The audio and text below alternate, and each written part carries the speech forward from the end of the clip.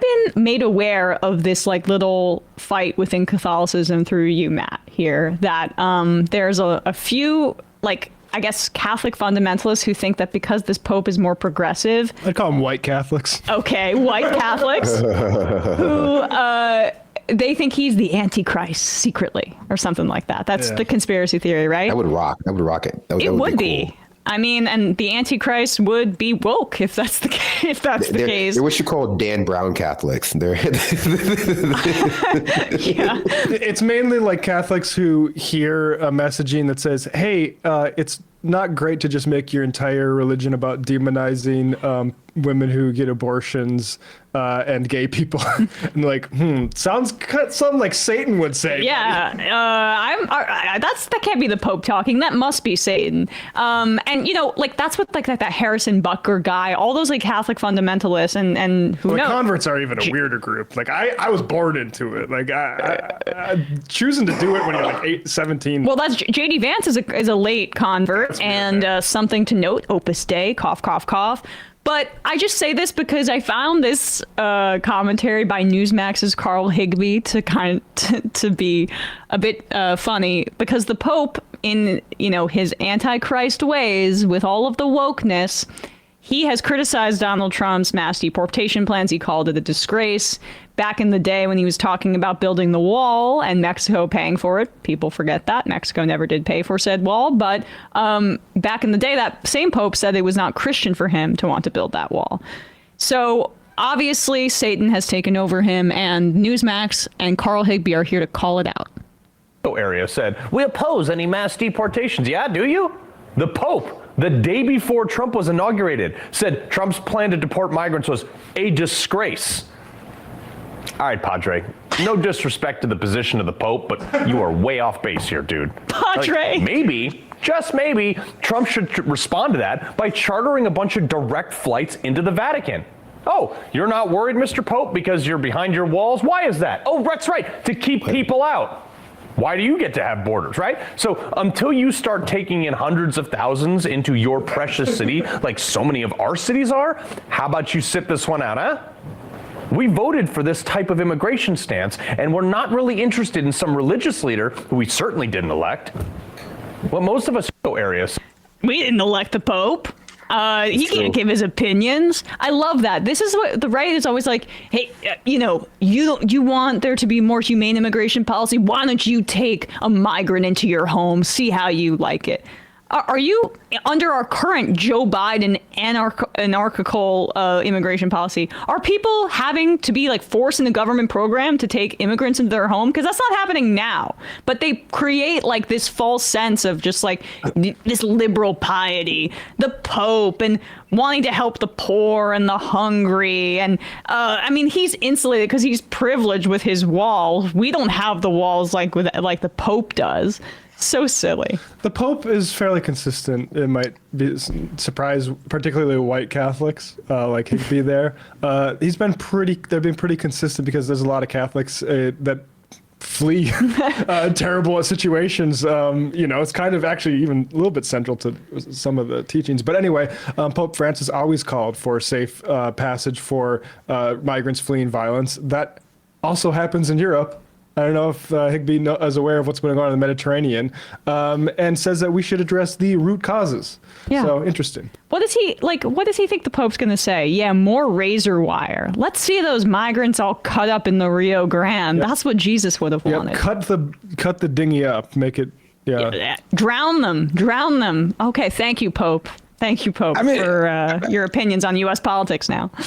I mean, it wouldn't really be surprising, honestly, if that's really what they expect out of their religious leaders. Because if you see some of what these people on the right are saying about that, that bishop that spoke at that sermon that Trump went to the other day, where she basically just called for empathy for immigrants and the LGBT people. And they're outraged about how dare she do that in front of Trump. It's the fact of the matter is a lot of people who are supposedly religious are demons. Are not actually following what Jesus said or taught in the Bible. It just is what it is. A lot of them don't even follow that at all. Like the prosperity gospel people, where it's all about making money, as much money as they can. I mean, it's when you talk about blasphemous, that right there to me is blasphemy. Absolutely. I'm not even religious. I mean, there's a very specific kind of synchronized Christianity that exists in the United States. You know, a Christianity that has been bonded with the capitalism, with the the genocide that is foundational to this country. That is, I said before, unrecognizable to Catholics, to religious people who believe in the Bible outside of this country, except for like a few places in obviously Europe as well, where they have like kind of parallel structures, like the Anglican Church.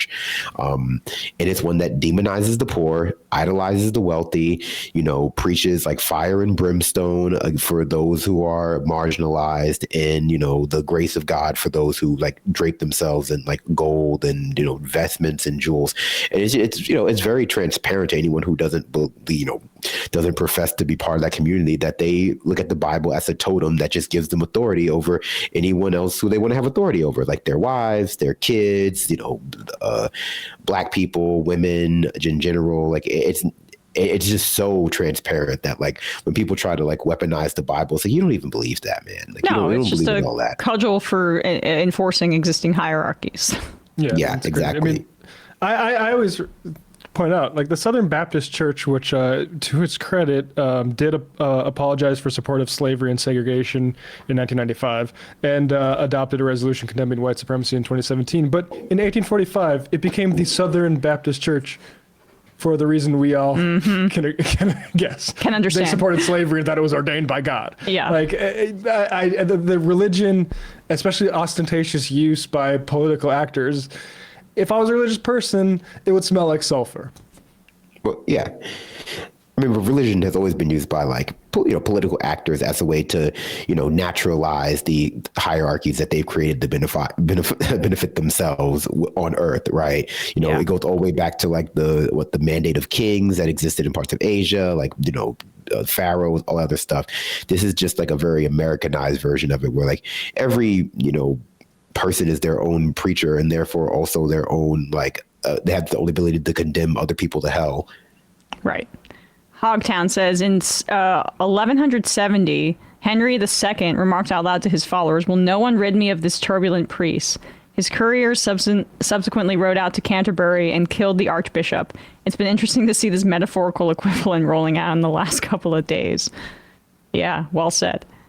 Emma's honors thesis says, in his book, Mine Eyes Have Seen the Glory, Randall Balmer makes the observation that it's as if these churches only preach about the crucifixion and persecution because they have to keep putting Jesus on the cross, because they're terrified of what Christ would say if they let him open his mouth. That is a great observation. Yeah. I mean, that's not what happened to him. And it's also just like how Christianity, specifically evangelical Christianity in this country, I mean, it's different obviously from the Pope's conversation, but how it manifests in the way where your hedonism is excused because you're always going to be you're always going to be forgiven. Russell Brand. Yeah, like that seems specifically American to me.